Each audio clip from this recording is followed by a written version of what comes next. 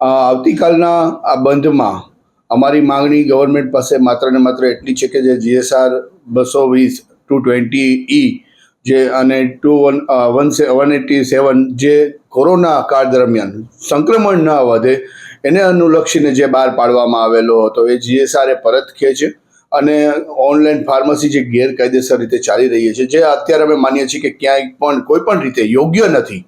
આ પરિસ્થિતિમાં અમારી રજૂઆત ગવર્મેન્ટને લગભગ છેલ્લા 2019થી અમે કરી રહ્યા છીએ.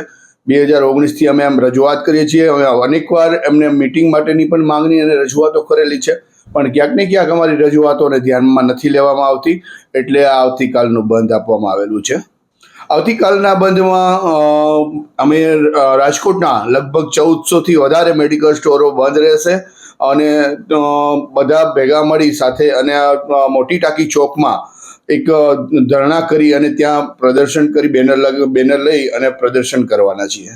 ઓલ ઇન્ડિયામાં અમારા અનેક જગ્યાએ દરેક જગ્યાએ આમ જોઈએ તો આખા ઓલ ઇન્ડિયાના કેમિસ્ટો અમારી સાથે છે આ બંધમાં અને ઓલ ઇન્ડિયાની અનેક જગ્યાએ અમારા ત્યાં ધરણા થવાના છે, રેલીઓ પણ નીકળવાની છે અનેક જગ્યાએ અને ક્યાંક ક્યાંક ગવર્મેન્ટને રજૂઆત કરવા માટે પણ જવાના છે. ક્યાંક કોઈ સાંસદ સભ્યોને મળી અને એમને પણ રજૂઆત કરવાના છે. અલગ અલગ જે અમારા ડિસ્ટ્રિક્ટ વાઇઝ અને સ્ટેટ વાઇઝ અલગ અલગ બધી જગ્યાએ પ્રોગ્રામો કરવાના છીએ. સંપૂર્ણપણે બંધ રાખવામાં આવે છે. મેડિકલ સ્ટોર એકચ્યુઅલી અમારે ઇનિશિયલ કોમોડિટીમાં આવે છે, એટલે અમે રાજકોટની અંદર અમુક જગ્યાએ આપણા પેશન્ટોને પરેશાની ન થાય એના માટે થઈને અમુક જગ્યાએ મેડિકલ સ્ટોરો ઓપન રાખેલા છે, જેની માહિતી પણ આપણા મીડિયા થ્રુ અમે લોકો સુધી પહોંચાડવાનો પ્રયત્ન કરીએ છીએ.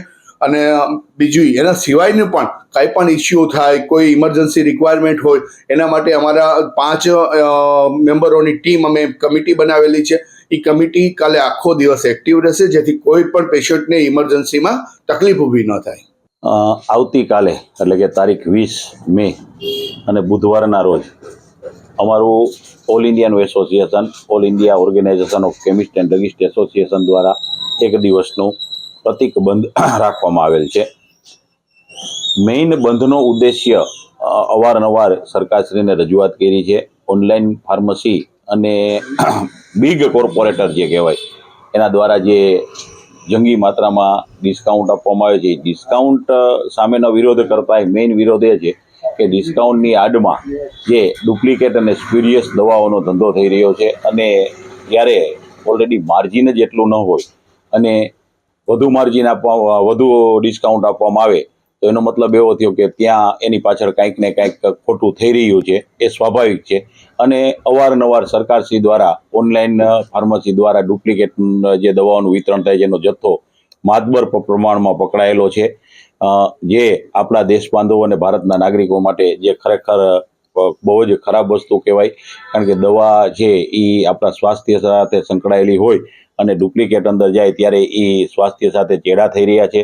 તદુપરાંત જે આપણે વર્લ્ડ લેવલે જોઈએ તો સૌથી વધુ યુવાધન ભારતમાં છે અને ઓનલાઈનના જમાનાની અંદર એઆઈના સમયમાં અત્યારે જ્યારે એઆઈ એટલું બધું આગળ વધી ગયું ત્યારે એઆઈના સમયમાં કોઈ પણ ડૉક્ટરનું પ્રિસ્ક્રિપ્શન બનાવવું એ રમતવાત છે અને એ પ્રિસ્ક્રિપ્શન બનાવી અને અલગ અલગ ઓનલાઈન ફાર્મસીમાં અપલોડ કરી અને નશાકારક દવાઓ મેળવવામાં આવે તો આપણું યુવાધન છે એ બરબાદીના પંથે જઈ શકે છે અને ઓલરેડી ઘણી બધી જગ્યાએથી આવું પકડાય છે. એટલા માટે થઈને અમારો ખાસ અમારા હિત કરતાંય જ્યારે દેશના હિતની આવે, પ્રાથમિકતા આપવાની વાત આવે ત્યારે આ જે ગંભીરતા જે છે જે ભવિષ્યની અંદર બહુ ખરાબ રીતે આપણા દેશને નુકસાન કરી શકે છે. એટલા માટે થઈને એના વિરોધ રૂપે અમે ઓનલાઈન ફાર્મસીનું જે 817 2018માં આવેલો છે GSR, એ GSR 817 અને 2020માં 220 નંબર જે GSR આવેલો છે એ બંને ઓનલાઈન ફાર્મસી માટેના GSR છે એ પાછા ખેંચવા અને ઓનલાઈન ફાર્મસીને બંધ કરવા માટે થઈ અને એક આ પ્રતિક હડતાલ એક દિવસની અમે બંધનું એલાન આપેલું છે. અને હમણાં જ 2-3 મહિના પહેલાં મોદી સાહેબે, આપણા લોકલાડીલા વડાપ્રધાન મોદી સાહેબે એની મન કી બાતમાં જ્યારે AMR એટલે કે એન્ટી માઇક્રોબિયલ રેઝિસ્ટન્સની વાત કરી, એ પણ બહુ ગંભીર વિષય છે અને ભારતનો આંકડો છે એ ખરાબ રીતે એમાં ઉપર જઈ રહ્યો છે. અને કારણ કે એન્ટીબાયોટિકનો મિસયુઝ ઓનલાઈન ફાર્મસી દ્વારા ઘણું બધું વધી ગયું છે નાર્કોટિક્સ દવાઓનું પણ પ્રમાણ ઘણું બધું વધી ગયું છે, સાયકોટ્રોપિક સબસ્ટન્સનું પણ પ્રમાણ ઘણું બધું વધી ગયું છે. આ બધું આપણા દેશના હિત માટે, આપણા નાગરિકોના હિત માટે, આપણા દેશ બાંધવોના હિતને પ્રાથમિકતા આપી અને અગ્રિમતાના ધોરણે ઓનલાઈન ફાર્મસી બંધ કરવી જોઈએ એવું અમારું એસોસિએશનનું માનવું છે. અમારું હિત છે એ સેકન્ડ નંબરે છે, ફર્સ્ટ નંબરે દેશનું હિત છે. દેશની સુરક્ષા માટે થઈ અને આ વસ્તુ કરવી જરૂરી છે.